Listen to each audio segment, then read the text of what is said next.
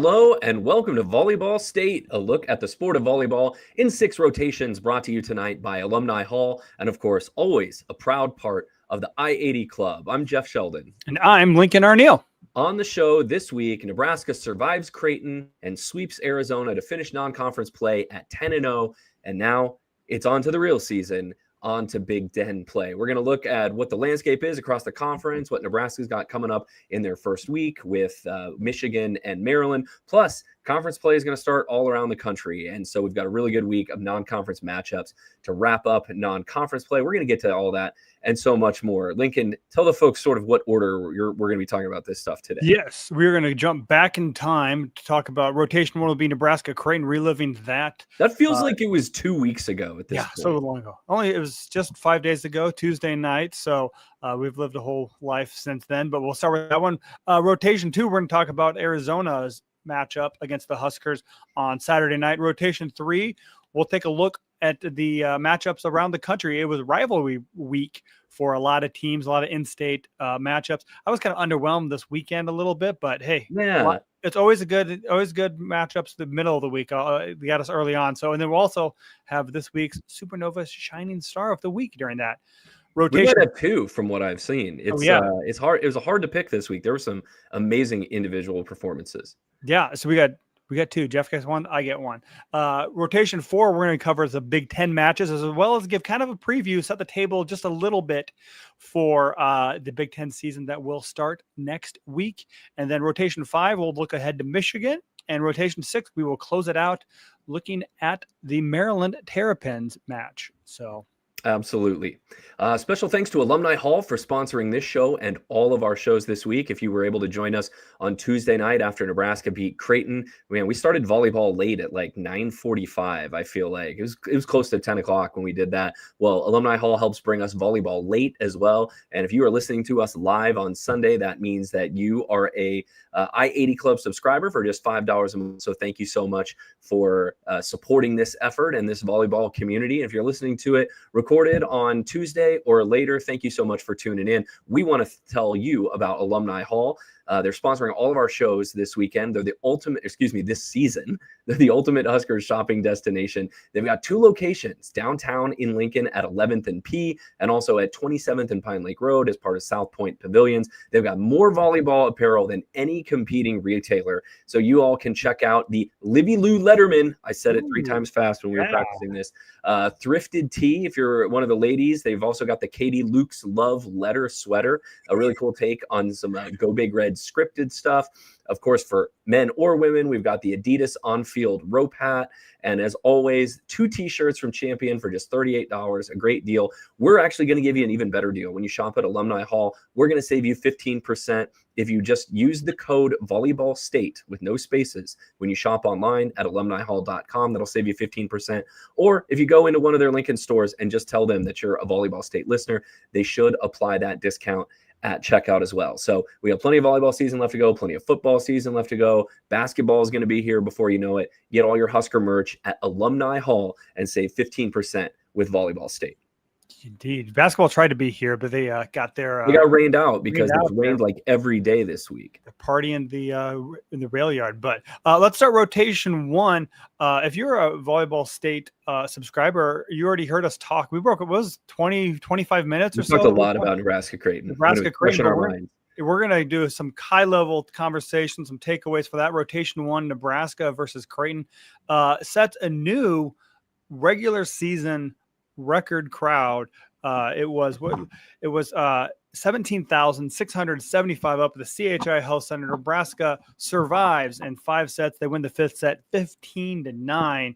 So we're not going to go through. If you want, again, subscribe $5 a month to patreon.com/I80 Club. You can hear all of our instant thoughts. We talked a lot there, but high level, Jeff, what's still sticking with you several days after the fact? Yeah, exactly. I mean, the big one, and maybe this is colored by her match on Saturday night against Arizona as well, and we'll talk about that in a few, but Virginia Adriano, Nebraska needed an offensive spark against Creighton.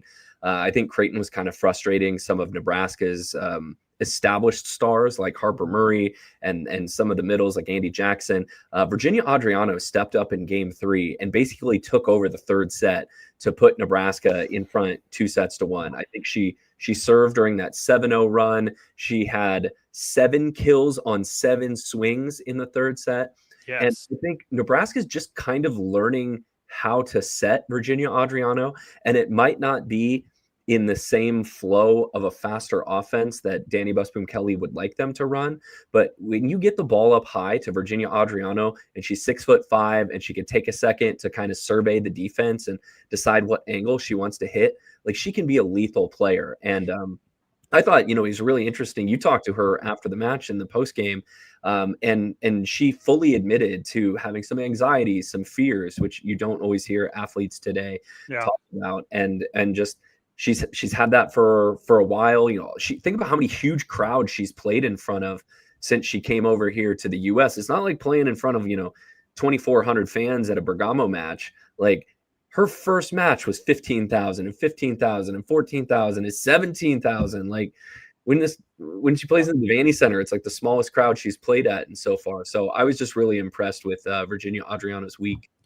Yeah, I think it might be a little bit lost in translation too, but she said she was scared. I think it was more anxiety and nerves. I mean, and you can tell this that she takes things very seriously, because even when she messes up, she takes when she rotates out too, you can tell that she's still fuming over those mistakes that she makes too. So that's why to get her a good couple swings too, and you really see that success stack upon that. And I mean, she had a little bit of a slow start, but by game 3 against Creighton, I think you saw the best Virginia Adriano that we've seen all season too. And it wasn't just a hard cross court shot, but like you said, she was reading where the block was setting up and was able to hit rounded or through it. Yeah, she tried to hit line a couple times too against Arizona, and one sticks out in my mind that she missed by like inches. But when you're a right-hander and you're playing on the right, I think the natural tendency is to hit just cross body all the time.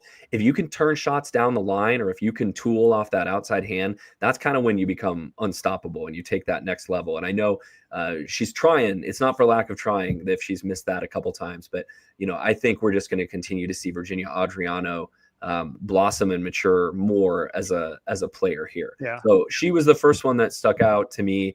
The other was just kind of like the seesaw. And how many times do you see this in a 5-setter where the momentum just sort of swings back and forth? Like Nebraska was lights out in games 1, 3, and 5. They won 3 blowout sets, but 2 and 4, they weren't strong, and they put up some really poor numbers. Yeah, you look at the hitting percentages too. Nebraska hit 306, 353, and 438 in the 3 sets that it won, and then they hit 118 and 150 in the 2 you drop. I mean, of course, you're going to if you make more errors, chances are you're going to lose that set more often. But I mean, Nebraska had a shot, I thought, in the 4th set, especially too, for even as much as they struggled. But Creighton won that with their serve. I think it was tied late. It was like 22-19, I thought, or 22-20 maybe. Nebraska was up 2 late. Yeah, and it went service error, put it away, ace, and then Creighton kind of took over from there. I remember it was not a great end of set for Harper Murray, who committed one of those service errors.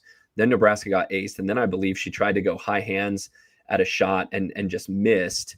I think they set her out of the back row once, and she got dug. But Nebraska not able to close it out in 4 like you'd kind of hope to see. And I think that's something that Nebraska's got to find a little bit of a killer instinct. We saw it a little bit in the Arizona match too. We could talk about in just a bit, but just Nebraska did not put their foot on the throat of teams at their first opportunity when it came to end of game situations this week. Yeah, because of that 4th set, especially too, of Creighton's final 6 points, 4 of them were on Nebraska's errors, either hitting or serving. So it's just that opportunity is in front of you. You want really elite teams. A lot of times will put teams that they should beat away and not have to mess around with because you get to that 5th set, it's a sprint to 15. You get stuck in one bad rotation, and it can get away from you in a hurry and the past 2+ hours, and then all for naught at that point. I mean, all you have to do is look back to the Final Four last year against Penn State, where Nebraska was up 21-16 or 22-16, something like that, and just could not put it away. And once you lose that momentum going into game 5, it's hard to get it back. And one other thing though that I really liked about Nebraska on Tuesday against Creighton, defense very good.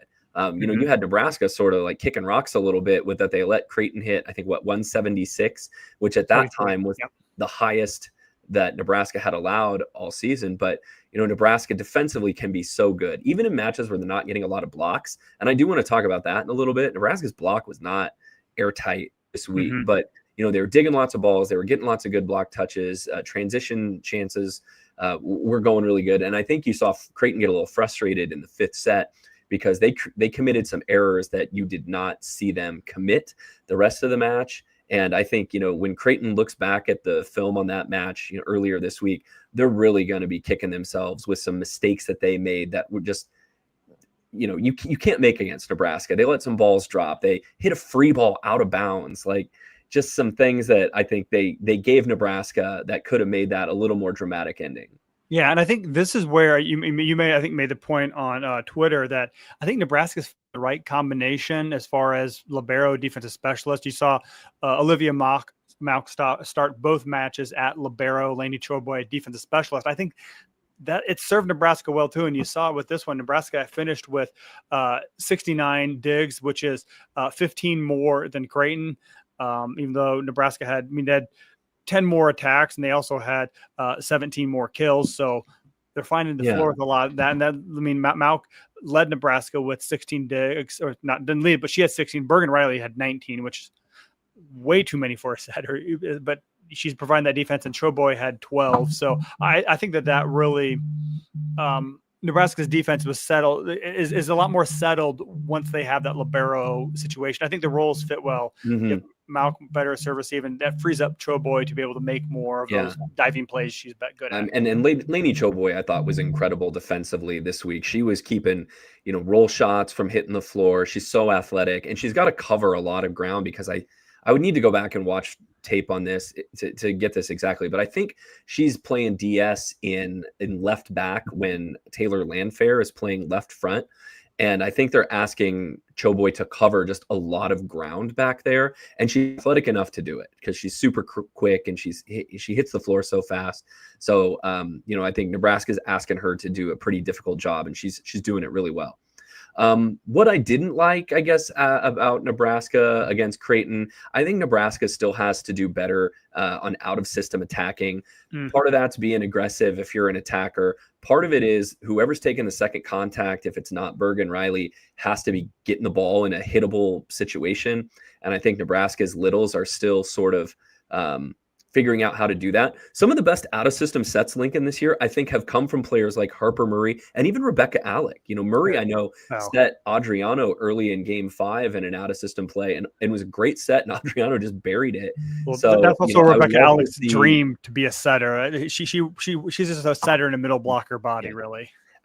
So you're going to have to be a really good out-of-system team when you come up against elite teams in the Big Ten, and then later in the postseason, you're just going to have to put balls away out of system. And Nebraska is not the strongest team I've seen at that this year. One other thing I didn't put in our notes, but I was reminded of it, Lincoln, when Terry Pettit, former Nebraska coach, often posts his thoughts on social media after matches, and he's always a great perspective to get.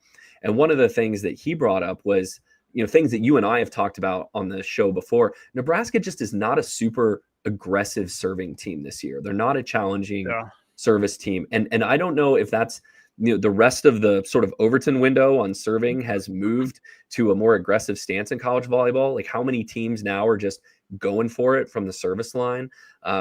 Nebraska just isn't getting teams out of system a whole bunch. At least good teams like Creighton felt like they were in system all the time. And then you look at the passing numbers, and Creighton was below Nebraska from a passing perspective. I think that shifted later in the match. But you just love to see Nebraska bring a little bit more pressure from the service line. That's the one thing that I noticed too. You saw a lot more serving from Virginia Adriano, had that big service run too. And I think they've taken just a little bit off her serve to make sure, one, she gets it in, because early in the season, she was ripping some top spin jump serves, or just trying to hit it a little bit hard. And I think she didn't have as much control over it. So that's kind of fed into the problem too of, you take a little bit off it to get it in, and it allows the other opponent to stay in system a little bit more as well too. So and I think, we didn't see Taylor Landfair serve as much this as we have in the past too. So I think that they utilized those two to set the tone, to be a little bit more aggressive. I'm still waiting. We haven't seen a Harper Murray topspin serve this fall yet, have we? And I swear, we see this all the time in the spring and maybe in the red-white scrimmage. Like somebody, the whispers like, "Oh, somebody's got a great topspin. They're going to let him jump serve this year," and then we never see it in match. So I don't know. Maybe it's just not showing up in practice, but. Trey Sigler's tried it out a couple times, but she's been her and Landfair kind of rotate in and on and off of who's actually getting to serve it during a match. I sit here and complain about Nebraska's serving against Creighton, and then Nebraska's in system 50% of the time. Creighton's only in system off of serve receive 44% of the time. So Nebraska won the serve and pass battle by the numbers. It's a good reminder that sometimes what your eyes are telling you is not always match up with what the numbers are after a match where there's 150 rallies. Yeah. But I think, the key thing is Nebraska went into Omaha to CHI Health Center, got a big win too. And there was a lot of Creighton fans too. Years past, that would be like an 80-90% Nebraska crowd, but there was a lot of Creighton Blue Jays students showed up too. And there's a lot of blue in the stands. It was a good road win for Nebraska. And I think it may get better as the season goes on. That's exactly what I wanted to say. I think Nebraska's got a couple wins this year that are just going to look better and better as the schedule plays out. One of those is Creighton, who swept Kansas on Sunday. So not a bad week at the end of it for the Blue Jays. That Wright State win, I think they got a couple weeks ago, is also going to continue to look good. Wright State swept Dayton, I think, this weekend, who gave Nebraska all they wanted in the Sweet 16 last year. And Wright State's also got a win over Ohio State for whatever that's worth this year. But it's not like Nebraska is bringing in these 200 RPI teams. Like they're playing some good teams, and that win against Creighton is just going to continue to look better. Yep, for sure.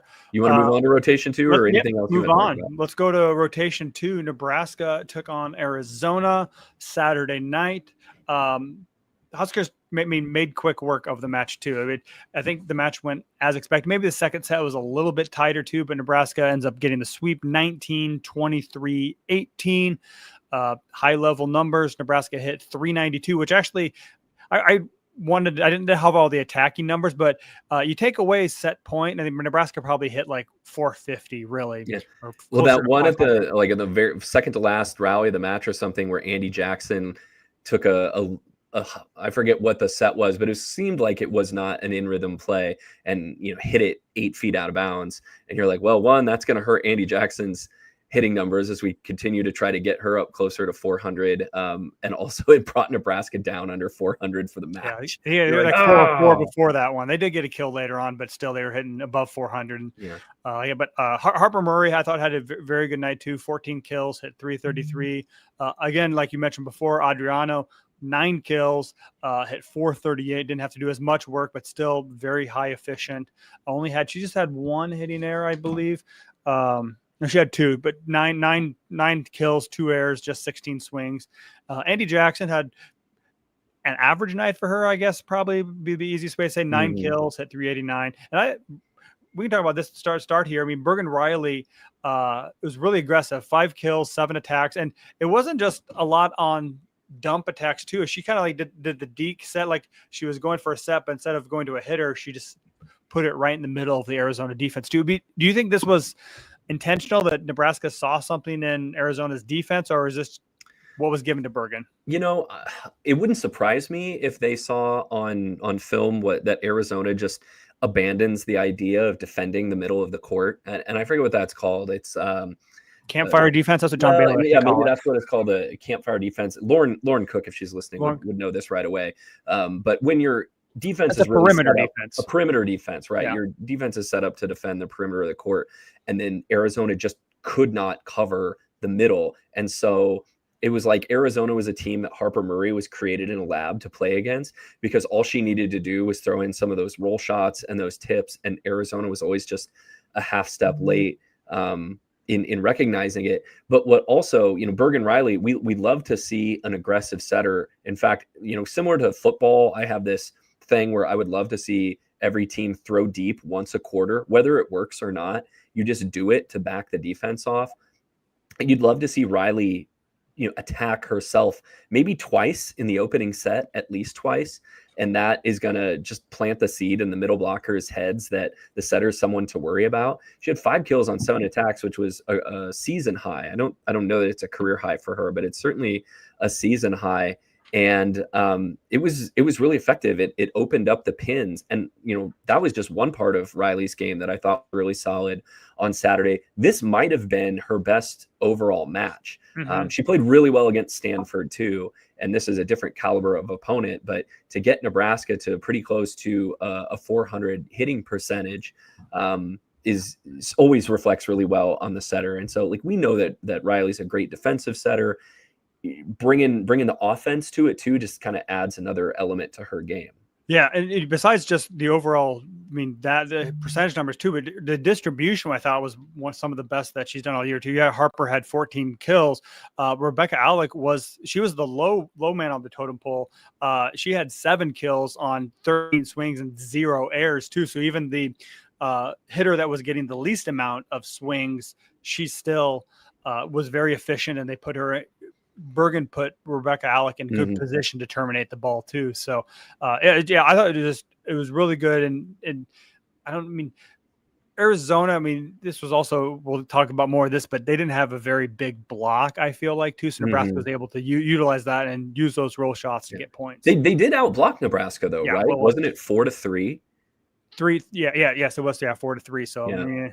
So, Arizona, not a great blocking team. I do want to give Arizona credit. I thought, this is not a team that folded against Nebraska. Yeah. They had some outside hitters who are really, really good. In that, you have to start by talking about Jordan Wilson, who had a match high 17 kills on just 39 swings. So she's terminating at about a 45% rate there. And I think it was Danny Busboom Kelly who said after the match, she's going to be one of the best outsides that we see all year. Started her career at USC, I think, and then transferred to Arizona. Nebraska just could not get her lined up.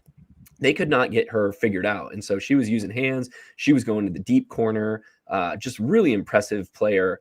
Thought from Arizona was Jordan Wilson. And so, when you look at it at the end, Arizona becomes the first team all year to hit better than 200 against Nebraska. I forget what I felt like I had it right here. Oh yeah, 250 is where they ended the match.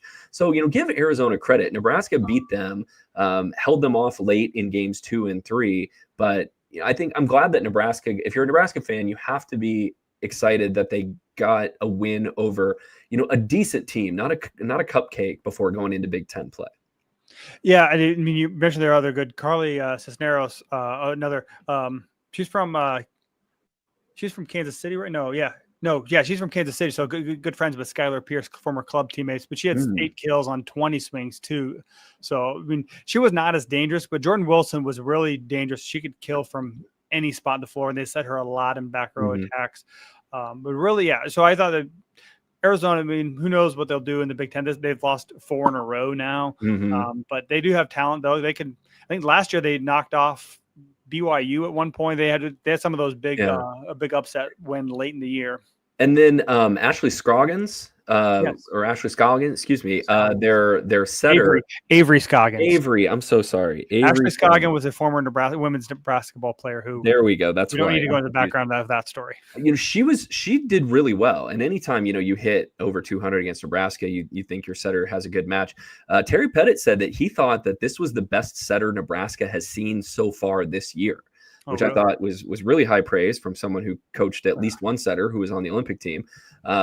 So, Arizona's got pieces there. I don't know why they haven't been able to put it together to get a few more wins. As you mentioned, they lost 4 in a row, but Arizona's got some good players, and so Yeah. I was impressed by that.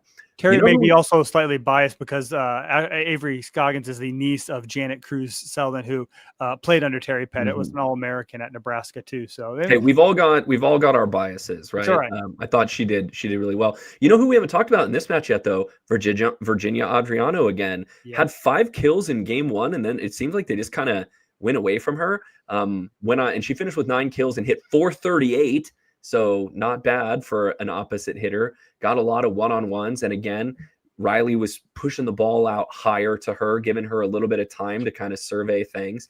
And, this is what I wrote in my 3 quick side outs column for Husker matches, like Husker Max, excuse me. Setting the ball high is kind of like running the ball up the middle in football. It doesn't have to be fancy if you can just move people. If your players are better than the other team's players and athletically superior, why not throw it up there and let Adriano just hit over the top of the block? Yeah. You can't do that in every match, but you could do it on Saturday. What I was surprised too, this is where I think Bergen Riley is really excels in keeping. She has a very neutral body position where you can't read where she's going to go based on how her body's leaning or where her hand position is that even they were setting up those slower high balls to Adriano on the right pin. She was still getting favorable matchups. A lot of one-on-ones, or the block was late, which really opens up windows for her. So I mean, give credit. They found something, whether, it's having those other hitters that are threats of the middle blocker, or whether it's Harper on the other pin that really kind of draw the tension away from her, that allow her opportunities like this. Tony asked in the Discord here today, do you think that she'll continue playing this well for the rest of the season? Have they unlocked Virginia Adriano's, or are these 2 good matchups for her? I would like to think that she's getting more comfortable and Nebraska's getting more comfortable playing with her. I would be surprised if she just nosedived. It's not uncommon for freshmen to just kind of go up and down, right? Like have one good week and then one poor week. So I think you got to have a lot of confidence if you're Virginia Adriano going into Big Ten play. Nebraska gets to start that at home this week with Michigan and Maryland, and so maybe there's some comfort in playing in front of home fans as well. But I think Nebraska has at least figured out what are ideal conditions that Virginia Adriano is going to hit under. I still would like to see her get a little bit quicker with the block. Sometimes she still seems a little bit slow on closing a block or getting up in the block. But, that's kind of almost all freshmen. Is the speed of the game is something that everyone takes a little bit of time to adjust to. Yeah. Some other things that we've hinted at, but let's dive a little bit deeper in here. Nebraska has struggled to close out the sets. It took them 11 set point opportunities to close out 3 of them. During those 11 rallies, they did have scored points on 3 of them. So during the 8, they failed 2. They had 5 hitting errors and a service error, which means that Arizona really only earned 2 points of those that they fended off set points. Again, is this a mentality thing, or is this, lack of urgency? Andy Jackson talked a little bit about, because it's such a late start, that they hopefully will treat this as a learning opportunity. What is your take? Well, I remember you talking to Danny about that after the match, and she wasn't really worried, because I think a lot of times, what the one time we saw Adriano kind of go for it with her jump serve is when Nebraska had several set points, and you have faith to take some risks, and I think maybe that's what Nebraska did. Of course, you would love to see a quick, clean end to a set, but Nebraska was never really in any danger in any of those sets. So Nebraska trailed late in game 2, but late, I think it was like 18-17, and then went on a 5-0 run to go up 22-18.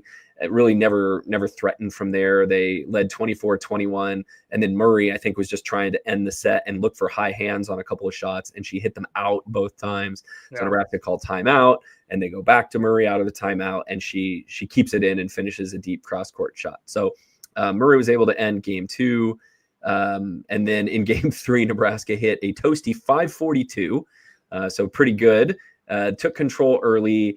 Arizona closed the gap to 19-16, and then Nebraska went on a 5-0 run to make it 24-16, which gave them a little bit more time to play with their food at the end of the match. And that was the one hidden there by Andy Jackson that you mentioned there late as well too. So if Danny's not worried, I think they'll worry about that. But what Danny was worried about was her little concern was Nebraska's defense. She didn't like their floor coverage.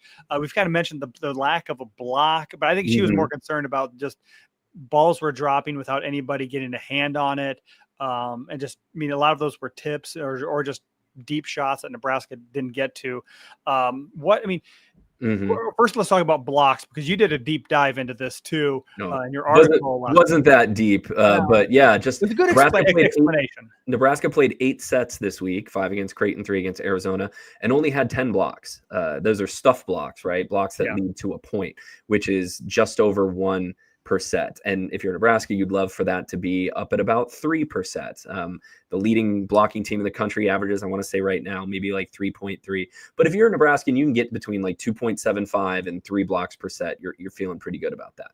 And they fell short of that mark this week. Part of that, I think, is because they need to close blocks faster. I think they played 2 pretty good sets this week in Analia Mater at Creighton, and then Avery Scoggins, who we talked about already for Arizona. And those setters can get favorable matchups. They can be deceptive. They can make it hard for you to camp out on their hitters. But this also comes back to serving. Serving is the first line of defense. And if you can get your opponent out of system with your serve, well, then they're going to send the ball to a predictable place that you can have 2 blockers waiting, and you're more likely to get a stuff block. So the more Nebraska lets teams stay in system, the harder it is for Nebraska's defenders to put up a block. Yeah. And I think what you mentioned too is just the good. I mean, Nebraska getting a lot of touches on blocks, which I think you saw that a lot in the Creighton match too. Is that Nebraska? I mean, they got some points against block, but they really set their back row up to pass or to dig the ball and get their offense going in system. So which is weird too, because Rebecca Alec is one of the better blocking middles in the country. Andy Jackson has moments, but she's just not getting a lot of points off that too. And that may, like you said, facing 2 really good setters may be kind of the cause of those low stat numbers. Yeah. So, but Danny was also worried about the floor defense too, and that may be what led to that 250 hitting percentage for Arizona. As they found a lot more balls dropped than Nebraska wanted to. Arizona hitting over the block, trying to go deep corner. I was actually impressed by some of Arizona's shot range. They would hit line, and it's hard to dig shots down the line unless you have really good positioning. And there were some moments I seem to remember that Malk wasn't able to get a ball up, or Terea Sigler isn't able to get a ball up. I still would love to see Landfair and Adriano be a little bit more consistent at just sealing blocks over the net. I think those players, sometimes they're so tall they go straight up, but then you can sneak a ball between their arms and the net. It was not Nebraska's greatest week defensively, even though we were pretty pleased with how they played against Creighton. That Arizona match, it's kind of weird that you come away with a quick 3-set sweep against a Power 4 conference team and be like, man, there's 3 or 4 things that you'd love to see a little bit tighter ship run on from this match, and floor defense was one of them. But I think, at least for right now, this is how I would start Big Ten play, is having Malk be the libero and Choboy be the DS, and just try to get everyone settling into the roles and the passing lanes that come with that. What do you think? Yeah, I think, a lot of people on social media posts, whatever, get upset that Danny's just changing lineups. Well, no, Nebraska's using their depth against some opponents who they can experiment a little bit more and try out some new things until they figure out what actually is the better lineup. But really, this is the same starting lineup that Nebraska rolled out against Pitt for the first match of the season. It's having that split lineup of Landfair and Sigler, and then Adriano playing that. They have flip-flopped Malk's and Choboy's role, but I agree with you that it is, I think, the better combination. Teams aren't serving Olivia Malk that much too. I was looking at the Arizona match too. They tried several different people too. Harper Murray actually got the most serve receptions. He had 15. Choboy had 14, and Sigler had 13. Malk was only served at 6 times, only got 6 serves. So if she's on the court, teams are not going at her. And again, the weird part about all that too, I say all that, but the only ace Nebraska gave up came from their one Achilles weakness this year too, is misjudging where Yep. ball is going to land. Thinking a ball was going to go in is the only ace they gave up. The passing numbers are not up yet as of recording time on Volleymetrics, which would love to get that a little bit faster, guys. But Nebraska, I think, charts their passing internally as well, and they use the 4-point scale. And so it was Jackson, I think, after the match, who mentioned that their numbers had Nebraska passing at a 2.7 on a 4-point scale, which is really good. So it wouldn't surprise me at all that this is Nebraska's best passing match of the year when you look at how often they were in system, how few aces they gave up. So it seems like when one thing is a little bit lower than you'd hope, maybe something else rises up to make up for it. And so the passing was really solid against Arizona on Saturday. Yeah, that would be their best by far. I mean, I am quickly scrolling through their numbers right now. They don't have maybe like a 2.38 or 2.4 as their best this season. So if they actually did pass a 2.7, that would be by far their best this year. Yep. All right. Anything else you want to add on Arizona, or should we move into rotation 3? Let's rotate. All right. Hey, this is our national recap, our look around the country. As Lincoln said, it was rivalry week across the country. What do they call Kentucky Louisville? It's not like the Apple Cup or the Bluegrass. Civil War. Is the Bluegrass battle on the Bluegrass? Yeah. The bourbon stand. There's no Governor's Cup or anything like that. The problem is they have all these trophies for football games, but they don't have a lot for volleyball. But I think it's the Bluegrass. Indiana Purdue plays for the Monon Spike, I believe, which is cool. They have links to it every year, right? We need more train focused rivalry trophies. But Kentucky, number 6 Kentucky beats number 3 Louisville in 5. Another kind of strange match. I posted after this one that volleyball's weird because the numbers really favored Kentucky, but Louisville found a way to hang in there and win 2 close sets. This was the matchup of former Purdue teammates Eva Hudson and Chloe Chacoin. Hudson, of course, now in Kentucky, Chacoin on Louisville. And then, by the way, Brooklyn DeLay is still amazing for Kentucky, had 24 kills, 14 digs, and 6 blocks for the Wildcats, which made her the early front runner for our Omaha Supernovas Shining Star of the Week. Although we'll put a pin in that and come back to it in a little bit. Hudson had a great match there as well for Kentucky, 17 kills and 21 digs. Yeah, this was a weird match, like you said, too, because the first 3 sets were tied. It was 21-26 and then 26-24 in the first 3 sets. But then Kentucky flipped the switch too, and they won the last 2 sets by a combined 40-19. Part of that was, I don't know, they had a setter change. They went back to their other setter, Safara. Cassie O'Brien, the freshman, started the match, but was suffering some kind of cramp in the 3rd set and had to leave. And so Ava Safara came in, who started the season as Kentucky's starting setter. And Kentucky, not too bad with her in the match. They hit 379 over games 4 and 5. So we know Craig Skinner's got a couple good setters out there, and both of them had a role to play in their win over Louisville. Yeah. So I was a fun match too. It was, they played that at the KFC Yum Center too, and that place was hopping. So great crowd, great rivalry for 2 programs that are probably they're definitely top 10 teams, and we'll see how they should be able to make deep runs or be conference title contenders. Another interstate matchup, Pitt ended up sweeping Penn State.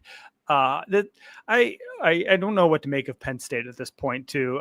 Yes, they have Kenny Martin, but she's not. She hit 362 last year at Florida and down to 261. Obviously, they have the situation with their setter has left this year too, but Pitt's also very good too. Olivia Babcock, 16 kills, 13 digs. Dagmar Moritas also had 13 kills, and it just I think Penn State did a lot of battling just to win a set in this one. Yeah, they were out hit. Pitt out hit Penn State 299 to 169. And Pitt, first of all, let's talk about Pitt. Pitt started the year 0-2 at the ABCA First Serve Showcase in Lincoln. Since then, they won 8 straight. And I'm sorry, that Penn State was their 8th straight win. I don't remember if they played again this weekend, but they have a big one to open ACC play on this coming Wednesday. They're going to play at SMU. Penn State, this was a rough week for the Nittany Lions. They went 5 with Princeton. Are we talking about that match later? I got it down lower. Okay. So we won't have to dig into that until then. But, you do not expect Penn State to go 5 with an Ivy League team. Addie Lyon, has been asked to step into the starting setter role. Not something she was probably expected to do at the start of the year. And so that's admirable, the job that she's done. But, I think this definitely lowers Penn State's ceiling, although Nebraska is going to find out pretty quick because that match with Penn State is going to be, I believe, on Friday, October 4th. So we're only a couple weeks away from that. Yeah, I mean, without Izzy Stark too. I mean, I'm doing Big Ten power rankings that'll be released Monday, and Husker Max too. I'm guessing besides Pitt, since they've lost Izzy Stark too. I mean, they lost to Kentucky that night, but they've played a bunch of nobodies. I mean, they've a bunch of smaller schools, East Coast schools that really aren't volleyball powers at all. They've won a lot of those matches, but still, we will not stand for that Bucknell erasure. I'm sorry, sorry about that. I feel like they did. Yeah, they played Bucknell. But so.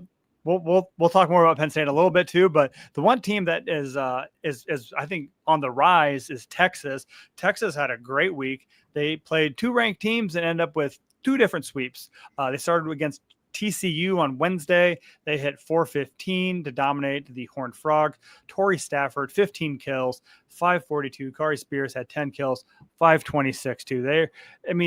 They started a little bit to start. I mean, Texas still hasn't lost, but I think they've really kind of figured out how the offense works. Alice Window really stepped up and knows the hitters, and their freshmen between Kari Spears and Abby Vanderwall have just been dynamite on the pins too, and they have great back row defense. You saw this in the Nebraska-Michigan football game on Saturday. Michigan is just physically superior to Nebraska at some important positions, and we have to come up with an appropriate term, the female equivalent of having dudes, right? Just players who are better than the opposing players. Because Texas just has dudes, right? They have always understood the value of dudes, and it seems like they always have 1 or 2 on their team. Tori Stafford, Kari Spears, Abby Vanderwall, like they're going to be better than most of the opposing pin hitters they go up against. If you look at the Friday match, where they swept Baylor 18, 12, and 13. So it's not like these matches are particularly close that Texas is playing.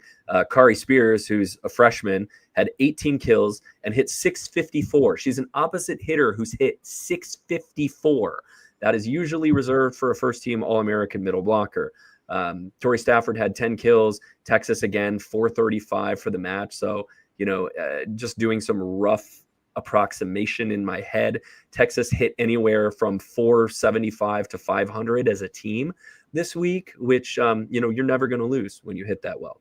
Yeah, that's pretty good too. The one big upset I thought, at least this week too, is Marquette swept Florida. This match was up in Milwaukee, rivalry matchup because Ryan Teese left Marquette to go to Florida. So welcome home. Oh, here's a loss. It was 23-23. 23. So it was what was it?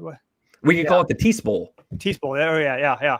But it was 3 very tight sets too that Marquette just kind of had the edge there too. Natalie Ring, she had 13 kills and 10 digs, hit 364. Not a lot of pretty offense too. I mean, Marquette hit 205. Florida's block was very effective, but their offense was only 224 and they missed 8 serves. So I mean, it's like the stats really didn't delineate that. It was a match on the slimmest of margins. I think the kills were pretty even. You mentioned Florida had 8 service errors. I want to say Marquette only had 4, and maybe that's it. That's how you win 3 deuce games. Yeah. So it was a big for Marquette. The big upset against Florida. Had a rough week visiting in Wisconsin, which we'll talk about again momentarily. Speaking of another team that found a way to win 3 tight sets, Creighton swept Kansas on Sunday. That's Creighton was ranked number 18 this week. Kansas number 17. Ava Martin, another great match for her for Creighton. 18 kills and hit 302. The Blue Jays hit 218 for the match. Zelenovic, the opposite hitter for Kansas, had 9 kills, but the Jayhawks only hit 107. So Creighton's defense again on full display, and a nice bounce back win for Creighton in their home arena at DJ Sokol. Yeah. So here we are closing up the non-conference schedule. There's a couple of leftover stray ones this week too, on Monday, Tuesday, and then a couple later in the week. But we're down to just half dozen or so undefeated teams. We've talked about Nebraska's undefeated, Texas undefeated, and then you get some other teams who maybe off the radar a little bit too, but thanks to some very friendly scheduling. They're also undefeated. West Virginia, shout out to the Mountaineers. Clemson volleyball carrying the flag for that campus. They're undefeated. BYU's not that big a surprise. They are ranked. Do you think Dabo Swinney goes to any Clemson volleyball matches? He should. Do you think he knows they play? He can learn some things from the undefeated Tigers on campus too. BYU is ranked; they're undefeated as well too. I think they'll make some noise in the Big 12. Michigan State. That was my pick. That was my preseason pick to win the Big 12. I forget if it was yours too, but the Cougars are good. Yeah, Michigan State is playing Paper Tigers, and really their win streak will come to an end this week. I'm going out on a limb to say too, but hey, they're undefeated right now. Kristen Kelsey. Michigan State's basically playing a MAC schedule. Yeah, I mean they haven't lost, so credit to them. MAC Ohio Valley. I think they went 5 with Appalachian State, but I mean Michigan State's a program that needed some wins to feel good about itself and really believe in Kristen Kelsey.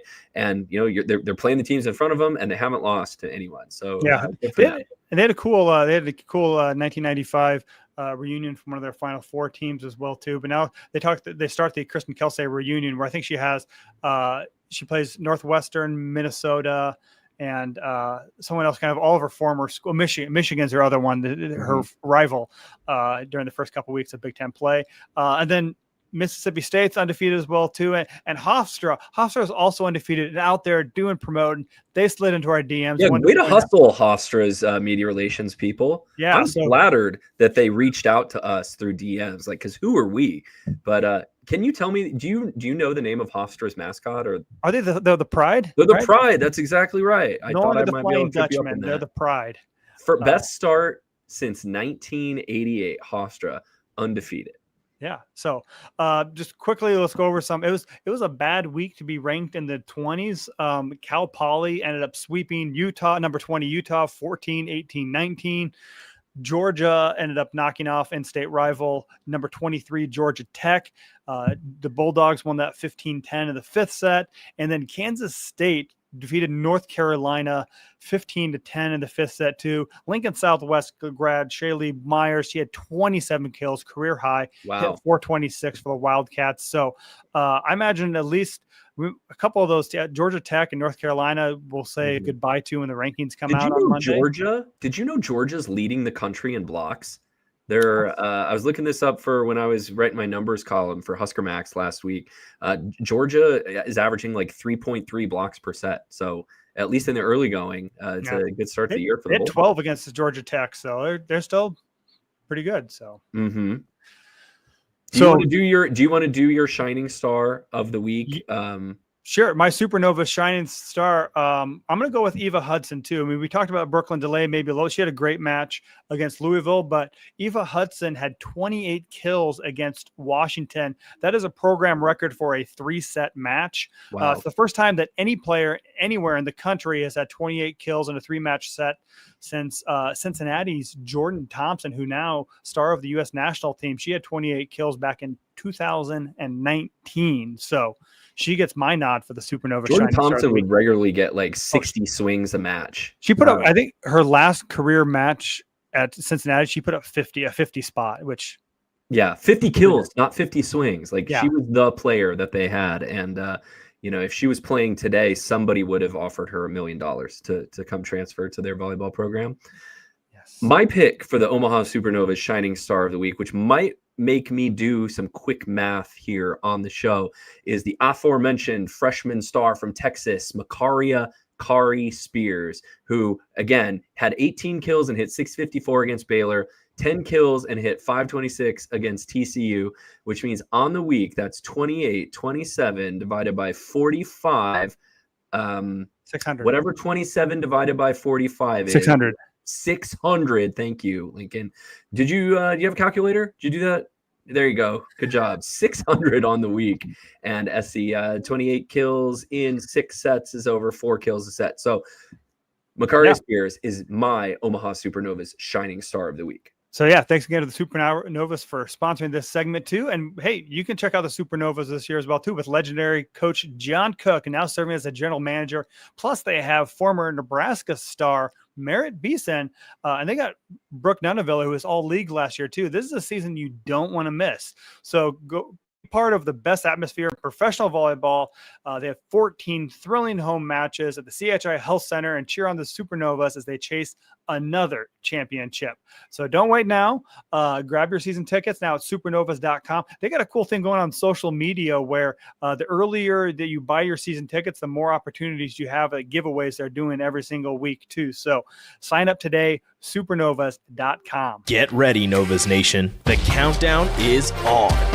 The Supernovas return to the court this January with team captain Brooke Nuneviller and returning Huskers Merritt Beeson and GM John Cook. This season promises to be bigger, louder, and more electrifying than ever with world-class professional volleyball lighting up Omaha. Season tickets keep you at the center of every moment with the best fans in pro volleyball. Secure your seats today at supernovas.com.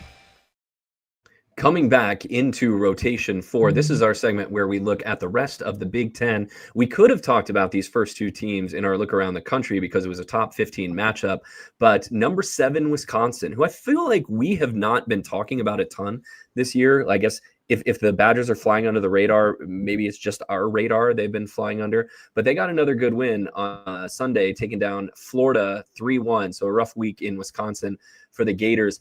Game 4 went to 36-34. Wisconsin closed out the match. Mimi Collier, who right now might be the early favorite for Big Ten Player of the Year, the Oregon transfer, finished with 27 kills, had 14 digs, and hit .339. Yeah, that was after she had 1 kill and was hitting negative after the first set too. So they figured things out, and she went off too. I mean, Grace Egan had 11 kills, and there was a their other opposite hitter, who's from Europe, had 10 kills as well too. So Wisconsin did work with their block. They had 10. Booth had 9. Charlie Fairbringer had 50 assists. But go back. 17 blocks for Wisconsin. Yeah, 17. That 36-34 too. There's a lot of chances before you get to that point to end it. Florida had 7 set points to force a 5th, and 3 of the first 4 they missed serve, so they didn't even give themselves a chance to close out and force that 5th set too. Of course, that means Wisconsin also had, I think, 5 or 6 match points as well too. But struggle for them too. And Madkin, she had 4 Florida players had double-digit kills. She had 18. Alec Roth had 13 kills and hit 500. So, and they kept making a big deal on the television broadcast that this is the first time that Wisconsin's ever beat Florida in a home arena. It's only the, I think, 4th time they've played in Madison. But the last couple of years, 2 years ago, they said a big crowd had a big crowd up in Madison, and Florida ended up winning. Merritt Beeson helped beat the Florida Gators there. That's right. Let's see. Wisconsin, it was a nice week for them as well. They swept their in-state rival Marquette 25-15, 14, and 18. They played that match in Milwaukee in front of 2,000 fans at the Fiserv Forum. Wisconsin, man, their offense can just do some scary things. They hit .487. I want to say that was probably the 5th match in a row, if I remember from what we talked about last week, where Wisconsin hit better than 400. So Charlie Fairbringer, if you were worried about a sophomore slump from her, she had 32 assists and ran a great offense. Mimi Collier hit .550 against Marquette and had 13 kills. Grace Egan, the Ohio State transfer, .429. And they've got Carter Booth up over 500 as well. Yeah. So it's a really balanced team that Kelly Sheffield has. And if you talk to him, maybe he likes flying under the radar this year and letting kind of Nebraska be the team out in front of everyone with the target on their back. Yeah, they've really kind of figured things out too. I mean, they lost Grace Lopez at opposite this spring, but they moved Egan out. Egan's now playing opposite too, and redshirt. She's listed as a redshirt sophomore, but she didn't play as that Una Bajic. Close enough. I'm sorry, but she's playing. We really struggle with Slavic names, if you haven't noticed. I struggle with most names, but she's played that second outside hitter too, and she's provided some stability there. And the little bit of, Mimi Collier will carry a lot of the load, but both those other 2 outside hitters, they're still not getting a lot from the middles. They do have Alicia Andrew, who is a transfer from Baylor too, who's provided. She's more offensive. Carter Booth is not very offensive at all, but they're getting the job done too. So let's move on to talk about what we teased a little bit earlier. Penn State 15-8. They end up beating Princeton in the 5th set to win that one. And it was tighter than that score may suggest too, because it was tied 7-7. And then Penn State went on a 7-0 run, which kind of deflated the balloon of any upset host that the Tigers may have had. But like, what happens in this match if Penn State doesn't have Kennedy Martin? Like, obviously, it's a weird hypothetical. We're like, oh yeah, take the best player off any team and see what happens. Well, she wasn't part of the team till May. She had 29 kills and hit 480 against Princeton to save their bacon. Otherwise, that is a bad loss. In Happy Valley, Jordan Hopp, North Platte native, had 13 kills and on 19 swings, a middle blocker. Alliance native. Oh, I'm sorry. Did I say North Platte? You just think all Western Nebraska is the same? A little bit. But apologies to all of my wrong Mountain Time Zone bros. And wrong Bulldogs. Yeah, my bad. Penn State, hit 326 for the match. And so normally when you do that, it's a fairly comfortable win. Not so much as Princeton was able to extend it to a 5th. Valerie Nukator led the Tigers with 14 kills. Aaron McNair had 13. But just kind of a rough week in Happy Valley land. Yeah.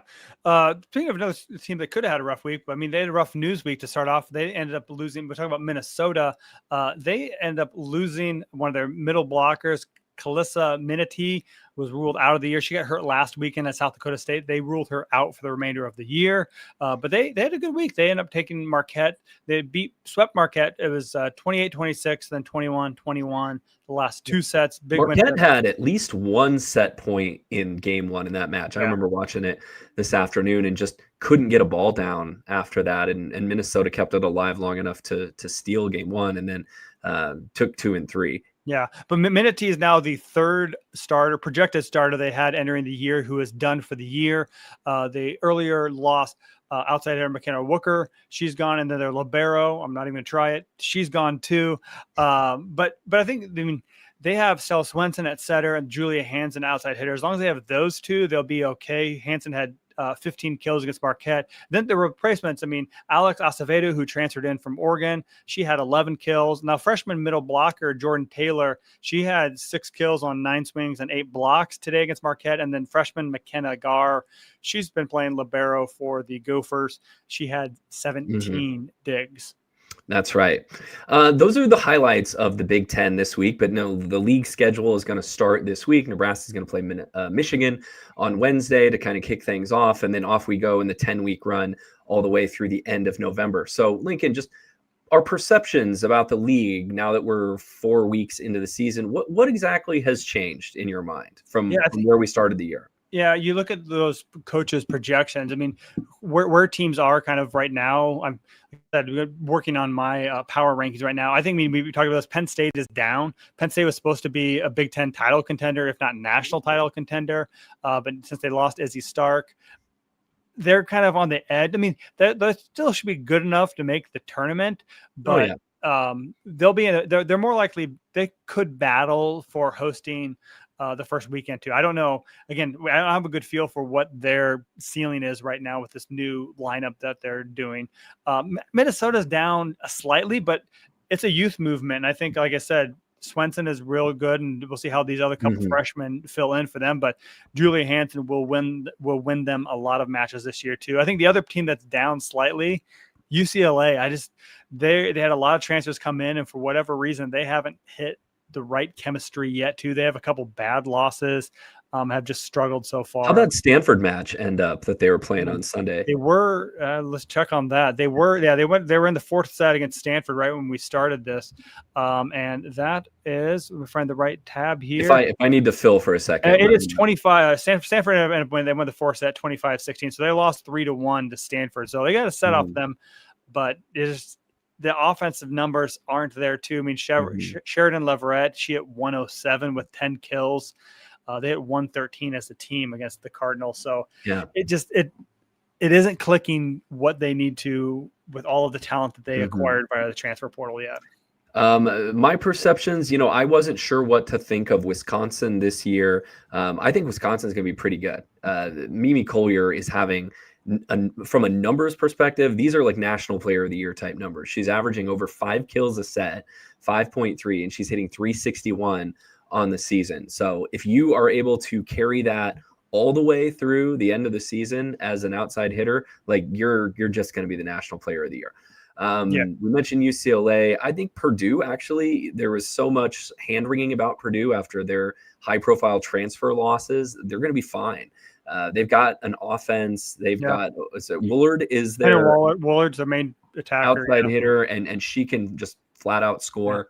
And so Purdue's going to be fine. And Grace Haney, I think, has really stepped up. She missed last year for the Boilermakers, took a redshirt year, and has really she's their number 2 attacker at opposite too. So that Elkhorn North product, she had a huge match for Purdue this past week. So I think she's done that. And I think, USC may also kind of be in position to take advantage of some of these other people we thought were in the top section of the Big Ten. USC, I think, has proven to be very good. They've got some talent, and Brad Kelly's doing a good job. So I think UCLA, maybe by other teams falling, but they're in position to take advantage of that. We mentioned at the top of this segment, there's some Big Ten teams out there who have some really impressive looking records. And in fact, we might need to even update some of these in real time, because I know Michigan's now 10-1 after they won a pair of matches against Notre Dame this weekend.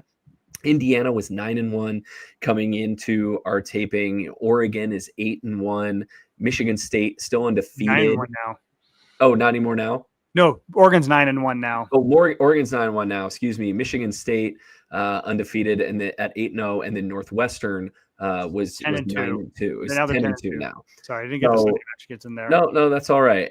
Anyway, regardless of the exact numbers, these are teams that are off to a really hot start. Although let's keep in mind, these teams were playing not exactly high-profile TV matches. They were not on a TV a whole lot because the opponents really didn't demand it. These are teams that are playing, Ohio Valley teams, MAC teams, things like that. Indiana was like hitting 360 or something. They lead the Big Ten in attack percentage, even over Wisconsin right now. They're hitting 360 coming into the weekend, and they're not doing that against great defensive teams. But, this is what these teams, I think, have to do to put themselves in position to make an NCAA tournament run. You pile up wins in the non-conference. We saw Washington do this last year. I think they were like 11 or 13-0 going into Big Ten play. And then you just try to eke out a 500 record in the Big Ten, and that gets you on the bubble for the NCAA tournament. Yeah, we'll see. A lot of these teams will probably end up with, losing records. Of any of these teams, I think Indiana may be the one who's threatening the most too. Again, maybe this is buying the preseason hype too, but I think they have the best talent of anyone. Other than that, Michigan, maybe just because we'll talk about them in just a second too, but I like Allison Jacobs. I think she's a proven winner. So of all those, really good. Oregon, they had so many transfers. They basically had to rebuild. They had one player who was a holdover from the previous coaching regime too. So I had no clue what to expect from them too. And I still don't, because they haven't played much of anybody, but I like Indiana, maybe Michigan could crack maybe the top half. I don't know. Well, hey, let's move into rotation 5, and we're about to talk about the Michigan Wolverines that Nebraska is going to host. It's an earlier start on Wednesday, 6:00 Central at John Cook Arena. It's going to be on Big Ten Network. But before we dive into digging into the Wolverines, we want to thank a brand new partner of the show who is going to be with us as we preview Nebraska's opponents for the rest of the season from JIV Athletics. That's JIV Athletics. So this is a message for you players, or if you're a parent of a player or a caregiver of a youth player. If you're looking for that perfect layer under your spandex, JIV Athletics makes high-performance underwear engineered specifically for volleyball players. So this year, InStyle magazine named JIV one of the best workout underwear brands in its category. And they're endorsed and worn by U.S. Olympic gold and silver medalist Micah Hancock. So they're built for athletes at the highest level. They're made without PFAS or harmful forever chemicals. JIV's fabrics are breathable, they're moisture wicking, they're designed to give women true comfort and confidence under their spandex. So you can try them today and feel the difference. We're actually going to save you some money. You use code VSP15, that's VSP15, and you'll get 15% off at jivathletics.com. That's JIVathletics.com. Great. So let's move on. Talk about Michigan. Michigan is now 10-1 in the year. They swept Notre Dame twice. So I mean, you put this in this, but did you know that Michigan started last year 12-0 before then going 6-12 the rest? Yeah, they're of the 12-1 in non-conference, and then just kind of like a mirror image of that in the second half of the season. So that's 18-13. But like we said, this is what some of the teams that are not Nebraska, Penn State, Wisconsin have to do. They have to pile up these wins in the non-conference season, and then hopefully keep it going. So Michigan's looking for their first NCAA tournament berth since 2021. And you mentioned her earlier, Lincoln. Senior outside hitter Allison Jacobs is the player to watch on the Wolverines. I remember us talking about her a couple years ago in the first season of Volleyball State, although not for great reasons, because unfortunately she got hurt that year and had to miss most of the season and got a medical redshirt out of it. So she's actually a sixth-year senior, I believe, right now. She started her career at UCLA before she transferred to Ann Arbor. Not a huge player. She's only 5'11", but she's got a big arm. She hits great angles. She had some really nice tools I saw today when I was watching a little bit of their match against Notre Dame. And, she's the player to watch. Michigan, I think they put out last week that they have 3 of the top 4 or 3 of the top 5 players in the Big Ten when it comes to attack percentage. So this is a really efficient offense that Michigan's able to run. But again, it's come against a very watered down schedule. So we'll see. We'll see if those trends continue. But credit to them, they got the job done against opponents that they got placed in front of them. They're currently running a 6'2". Omaha Scott graduate Morgan Burke. She's back running that and kind of sharing the setting duties with Ellie White. So they do a lot of better. I mean, like you mentioned, they got 3 hitters hitting 420 or better. And Serena Niambio. Yeah, it's a fun name. She leads the Big Ten, hitting 474. I watched that first set against Notre Dame. Weird, again, one of those super weird. I think Michigan ended up hitting above 400, but it was like a 25-23 set because Michigan had 10 service errors in that single set alone. It was weird. So I mean, but what are your impressions? You looked at Michigan a little bit. What do they do well? Well, besides Jacobs, we mentioned the other players they have that are really efficient. They have 3 starters hitting 420. They're not a huge team. Like, they don't get a ton of blocks, but they get some good block touches, which starts their transition offense. So, this isn't like Nebraska's opening against Iowa or Rutgers. This is a pretty decent team. I think Nebraska still is going to be favored in this match, especially because it's at home in John Cook Arena. But, Michigan has given Nebraska problems before, especially in Ann Arbor. They kind of play in a funky gym most of the time if they're playing at Cliff Keen Arena, although I think their match this weekend might have been at Chrysler Arena. But, this is their, I want to say, 3rd year under Aaron Virtue, who was formerly an assistant coach for the national team. And so it just seems like they're getting a little bit better than they have been the last couple of years. And this is a year that Michigan, I think, kind of needs to prove it and show some proof of concept and maybe be in that conversation in December for the NCAA tournament. Yep. So that match is coming up Wednesday night, 6 p.m. on BTN. Tune in to watch the Huskers. We are going to be right back after a quick break and preview Maryland in rotation 6. Hi, I'm Mikey Hancock, 2-time Olympian from Edmond, Oklahoma. Confidence means everything. For me, it comes from within. As an elite athlete, you look for external validation way too much. I've worked really hard to attain that and not seek external validation. JIV makes me feel confident because I don't have to worry about the functionality of my undergarment. At the Paris Olympics, I was so happy that JIV was the layer beneath it all, whether I was gallivanting the city or playing in the Olympic Games. Instead of adjusting what I'm wearing, the functionality of it helps me lock in and be in the moment. That's why I choose JIV, not just for game day, but for every day. Great. Thank you. All right, let's move on to rotation 6. We're going to talk about Maryland. No Husker football next weekend, so we are getting a Saturday afternoon match, 3 p.m.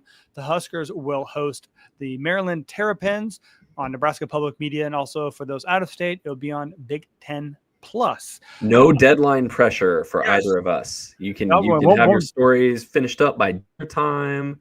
And get on home. Yeah, for sure. The Terrapins are 7-3. They beat Seton Hall on Friday. They are playing Iowa on Thursday before Nebraska. So it'll be a chance for Nebraska will get a feel for what they look like before them. Jeff, what do you know about Maryland? Not a lot. I have been to their home arena, the the Xfinity Pavilion, which is just down the hall from their big basketball arena where Maryland plays. The player to know for Maryland is their senior opposite hitter, Ajak Malual, Ajak Malual, who is Italian. So I wonder if I tried to find this out a little bit the other day to dig through and see if she had played on some junior national teams with Virginia Adriano. And I wasn't able to find that. I'm sure if we talk to Virginia this week, she probably at least knows the name Ajak Malwal. But she leads Maryland at 3 kills a set. She's already put up 2 20-kill matches this year. She is a transfer. This is actually her 3rd school in 3 seasons. She played at Tennessee last year, and she started her career at Chaminade out in Hawaii. The Fighting Silver Swords? Is that? I'm prepared to believe you. Yeah. I mean, who doesn't know Chaminade? I need to look this up to make sure I'm correct, but I'm pretty sure that's what the not a great attack from Maryland as it usually isn't. I do remember Maryland the last few years has had some pretty good blocking teams. They had some middles that could really get up, but they're hitting just 200 on the season. They do have some SEC transfers that they brought in to try to spice up the attack. Their outside hitters are a transfer from Kentucky, Haley Melby, and Olivia Huey, who started her career at Arkansas. But, this is probably a match against a lower 3rd Big Ten conference team that Nebraska should put away fairly easily. Yeah, I was correct. I know my mascots. But yeah, once again, Maryland had a heavy roster turnover. They were one of the oldest teams in the league. They had a number of 5th-year, 6th-year seniors who are all now done with their eligibility. But the one thing that has remained consistent is they know how to block balls. They lead the Big Ten at 3 blocks per set. Middle blocker Duru Getchikon and Eva Rohrbach. They both average a kind of one and a half set blocks per set. So we'll see what they do against an attack that is as balanced as Nebraska too. But I imagine they will get a few stuffs against the Huskers on Saturday. Nebraska has never lost to Maryland, so Huskers looking to stay undefeated. They're 20-0 all-time against Maryland. I do remember, though, last year, right, Lincoln, they dropped that first set in College Park. Maryland had their all-time attendance record. They basically just threw open the doors and said anyone who bothers to show up can come in, and there was like 11,000. Yeah, 11,000 people. They actually played that in the Xfinity big arena, the basketball arena. So that was kind of cool for them. I do remember, we did talk, speaking of their Italian opposite Ajak, she was at Big Ten Media Days, and I think someone asked her if she knew Virginia Adriano. I think she knew the name, but hadn't really ever. Who knew? Not all Italians who play volleyball hang out together and are besties. Like, they don't just all meet up at the pub, I guess. So, our mistake there. But yeah, that's Maryland Nebraska looking to improve to 21-0 all time against Maryland. Like you said, Lincoln, that's going to be on Nebraska Public Media locally, and then streaming on Big Ten Plus Saturday, 3 p.m. God's time here in the Central Time Zone. Yes. Our next show is going to be 7:00 next Sunday, just like this week. Volleyball State. We're going to be looking back at the Michigan and the Maryland matches. Yeah, I saw you. I just kind of assumed we would, right? We're going to do a Volleyball Late post-game show after Nebraska plays Michigan on Wednesday. Lincoln will find a spot to post up at John Cook Arena. I'll be back here at Sheldon Family HQ, and we'll break it down for you. We'll spend about 20 minutes, 25 minutes. If you are hearing this on Tuesday or Wednesday, there's still time to become a subscriber and get access to that show. Volleyball Late. We also do bonus pods. We throw out a newsletter every week that Lincoln's been putting together, thankfully. You can do all that for just $5 a month. Plus, you support what we're doing and help grow this volleyball community. Patreon.com/I80Club, as my voice is starting to leave me this weekend. Patreon.com/I80Club. Just $5 a month. You become a Volleyball State subscriber. Yep. So that's our episode this week. Thanks to our sponsors, Alumni Hall, the Omaha Supernovas, and JIV Athletics. Support them to help them support them thank them for supporting us. Follow us on social media. You go to volleyballstate.com. We got a link tree. You can follow us on whatever your preferred social media channel is. You can read all of our works on huskermax.com. We put videos out as well too. We got so much content for all of you. We're living in the volleyball. We got to feed the volleyball content beast. And people, it's madness of volleyball season, and we're loving it. So thanks for watching and supporting Volleyball State, and thank you for living in the Volleyball State.